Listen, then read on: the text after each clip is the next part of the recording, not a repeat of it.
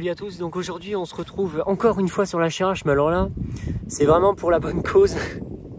Ça y est, la panne est résolue, elle tourne très très bien. Donc je vais vous la démarrer et je vais vous montrer après quel était le problème en fait. Vous allez voir, elle tourne comme une horloge. Alors, starter.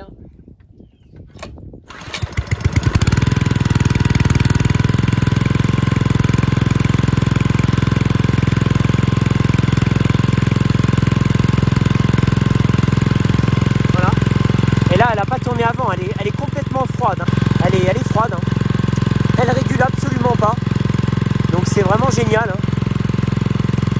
Voilà.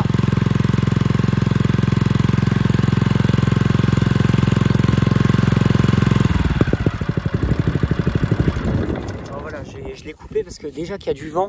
C'était le clapet de starter. Ah, vous voyez, là, il y en a deux. Donc là, on a celui près de la vis. Là. Ben, celui-là, c'est de régulation. Donc celui de starter, il est à côté avec le ressort, ici.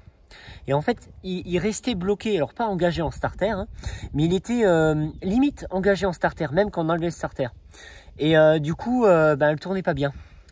Donc, j'ai l'impression qu'elle n'était pas droite.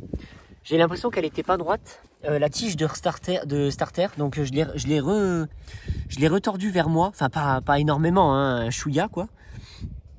Vous voyez, c'est la tige qu'il y a ici là, c'est la tige là. Vous voyez, bon, ça, je sais pas si ça se voit. Normalement, on voit un tout petit peu, on voit la tige qui part comme ça et ça va ouvrir le volet de starter en fait, ouvrir ou fermer. Et du coup, voilà, donc maintenant c'est pour ça. Ça déconne absolument pas. Alors ça après, je sais pas, je pense que c'est moi du coup. J'ai appris récemment qu'il fallait, quand on démonte un carbu, il fallait enlever la platine, vous voyez qui est vissée là, il y a deux écrous là, hop hop. Et en fait toute la platine vient. Et comme ça on n'a pas besoin de tordre les tiges de régulation. Et moi la première vidéo que j'ai trouvée sur le GXV 160 pour démonter un carburateur, c'était comme ça. Le mec j'avais pas vu dans les commentaires, on lui a précisé mais j'ai pas vu. Et en fait il a démonté encore pire que moi, il a démonté les tiges avec une pince et il a tiré dessus. Moi j'ai pas fait ça, j'ai fait à la main.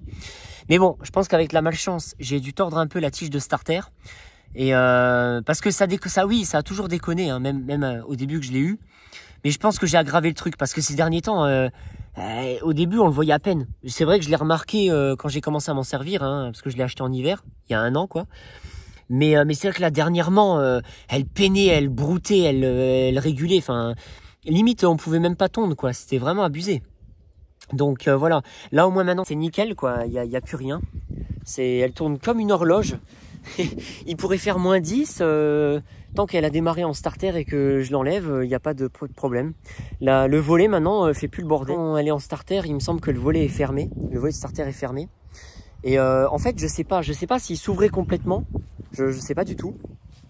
Mais il déconne quoi. J'ai remarqué ça. Et pour vous dire, hein, c'était long, hein, hors vidéo. Ça m'a pris 3 jours de chercher la panne. J'ai pas filmé, mais j'ai remis la bobine, j'ai démonté la bobine, j'ai gratté la rouille qu'il y avait dessus, j'ai nettoyé les cosses de coupe-circuit, d'allumage, enfin tout ce qu'il y a quoi. Et c'est voilà, j'ai repassé un coup sur la bougie, j'ai vidangé le carburant, j'ai mis de l'essence fraîche, j'ai fait un paquet de choses, j'ai nettoyé le filtre à air, enfin je l'ai secoué un coup, mais bon il était même pas sale, alors je savais que c'était pas ça. Mais voilà, pour dire, j'ai fait un paquet de trucs. Et c'est en tout bêtement, un matin, je l'ai démarré. Et en fait, j'avais tout le compartiment de filtre air qui était démonté. Et du coup, j'ai touché, je sais pas, avec ma main, j'ai touché. J'ai dit, tiens, mais wow, c'est un truc de fou. Là, elle est froide, elle tourne bien, c'est incroyable. Et c'est de là que j'ai commencé à toucher des trucs qu'il y avait autour du carbu. Et j'ai vu, tiens, là, le volet, quand je le bouge, elle tourne bien. Et du coup, j'ai vu que la patte était pas très droite, alors je l'ai retendue. Enfin, je l'ai remis droite, donc je l'ai repliée parce qu'elle était pliée en fait. Mais je l'ai pliée dans le bon sens, quoi. Voilà, donc du coup, je suis très content. Ça fonctionne très très bien maintenant. Et que c'est une tondeuse que j'ai achetée il y a 1 an, mais je m'en suis jamais vraiment servi. Hein.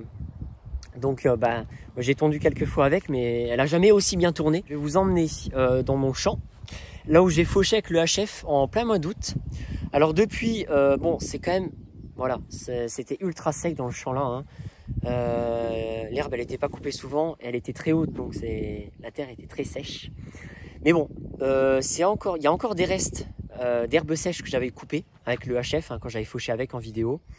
Mais bon, depuis le temps, il y a un peu plus, hein, donc pas énormément, mais enfin pas comme le jardin là, hein, mais ça a quand même un peu repoussé, un peu vert. Hein, on voit qu'il n'y a plus, quoi, que ça a un peu repoussé bien vert. Moins que dans le jardin, mais quand même, ça a un peu repoussé. Donc voilà, je vous propose une petite tonte ramassée avec cette machine qui tourne maintenant parfaitement. Donc voilà, donc c'est parti pour tondre. Donc j'ai juste fait un passage comme ça pour voir ce que ça donnait. Je vais faire 2-3 allers-retours. Pas que ça fasse une vidéo trop longue non plus. Hein. Voilà. C'est juste pour bien vous montrer qu'il n'y a plus aucun problème, qu'elle tourne nickel, cette HRH du coup. Allez, c'est parti.